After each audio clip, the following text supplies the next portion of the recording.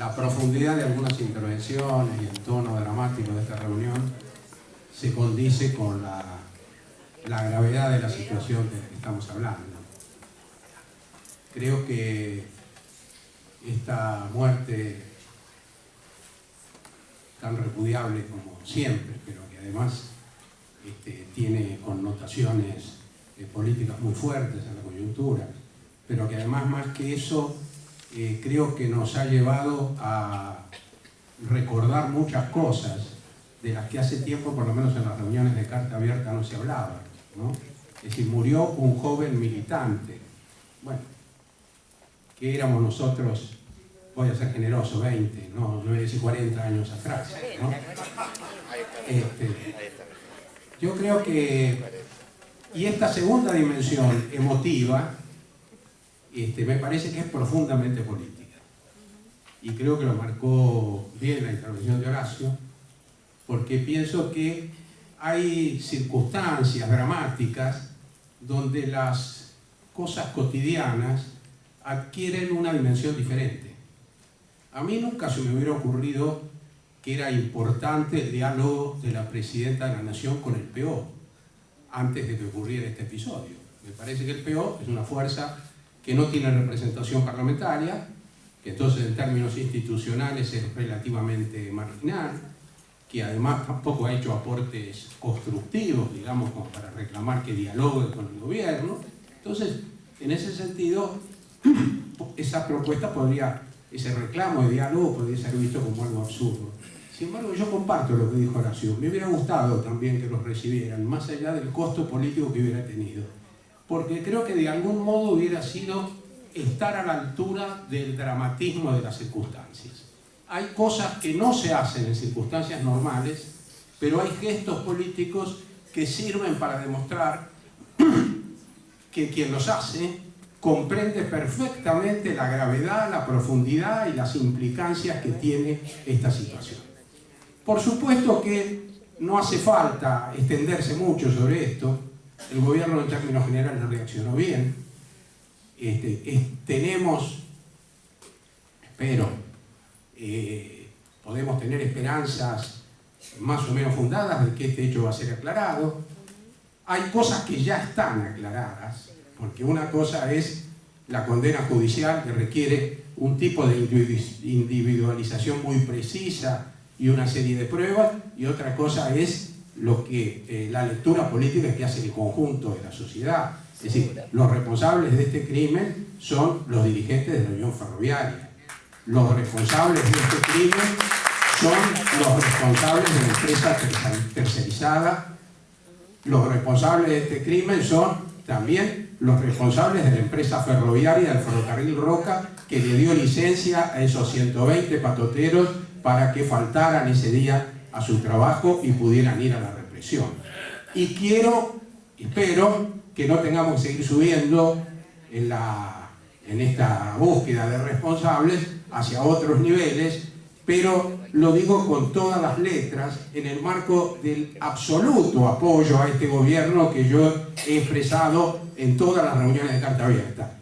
Lo de la Secretaría de Transportes es algo que debe ser urgentemente revisado. No solo es seguramente el sector donde las políticas sustantivas del gobierno son más débiles.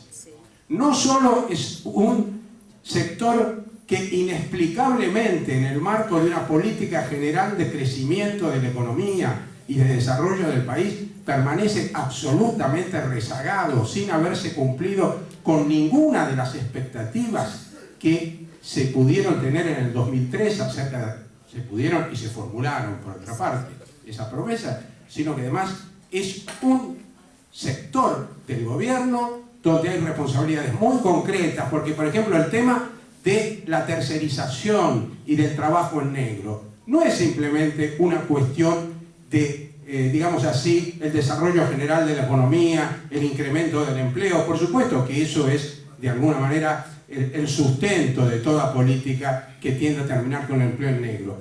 Pero si las empresas ferroviarias reciben subsidios por parte del gobierno, los primeros que tiene que controlar un gobierno que otorga un subsidio es que quienes lo reciban cumplan con la ley. Entonces la tercerización, el trabajo negro, es absolutamente inadmisible que sean responsabilidad de quienes diariamente están siendo generosamente subsidiados por el gobierno nacional. Por supuesto que esos subsidios tienen un fundamento que es evitar el aumento de los costos de transporte para la población. Pero la responsabilidad que tiene quien otorga y controla los subsidios, me repito una vez más, es garantizar que quien los recibe cumpla con la ley. Esto también me parece que nos hizo a todos pensar nuevamente en el tema de la dirigencia sindical, del modelo sindical, de si existe una única o hay diferencias de dirigencia, si se puede hablar de burocracia o no. Yo creo que hoy se han dicho cosas muy interesantes. A mí me gustó la intervención de Aurelio, a veces hemos discutido mucho, para mí hoy fue esclarecedora, porque creo que supo matizar la reivindicación de la figura de Moyano, por ejemplo, con lo que significa hoy políticamente en esta coyuntura, la importancia política que tuvo la movilización por el 17 de octubre que se hizo en River, y al mismo tiempo lo que yo diría ciertas carencias que son estructurales en el movimiento sindical hoy. Y esto me parece que sirve también para aclarar la discusión acerca de cómo calificamos al conjunto de la dirigencia sindical. En realidad no es nuevo. Cuando nosotros hablábamos de burocracia sindical en los años 60 o 70, y algunos, no todos decíamos exactamente lo mismo, pero existe un poco esa idea, en general también se reconocía que dentro de los sectores que uno llamaba burocráticos del movimiento sindical, había quienes tenían posturas más combativas y quienes eran absolutamente socios del empresariado y de la dictadura de Onganía, por ejemplo. Y esta distinción tenía sentido. ¿Por qué?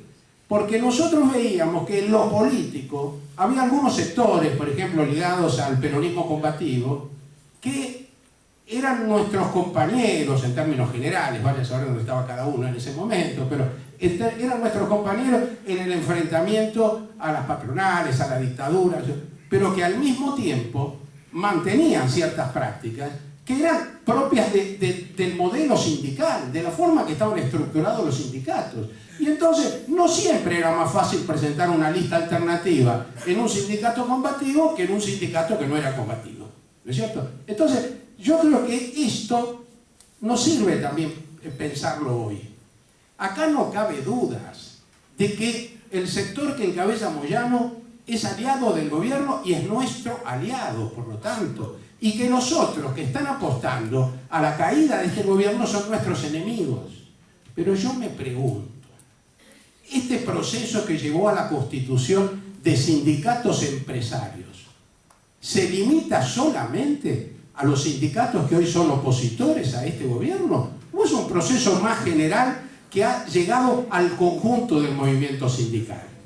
Y cuando digo esto, no lo planteo para que vayamos a denunciar algún sindicato que esté en la CGT poniéndolo a la altura de Pedraza, sino para que tengamos claro en qué situación nos estamos moviendo. Porque el otro día, ustedes habrán visto en los diálogos por televisión, se decía, acá hay muchos dirigentes sindicales que son dueños de empresas, y no se mencionaba solamente a los opositores.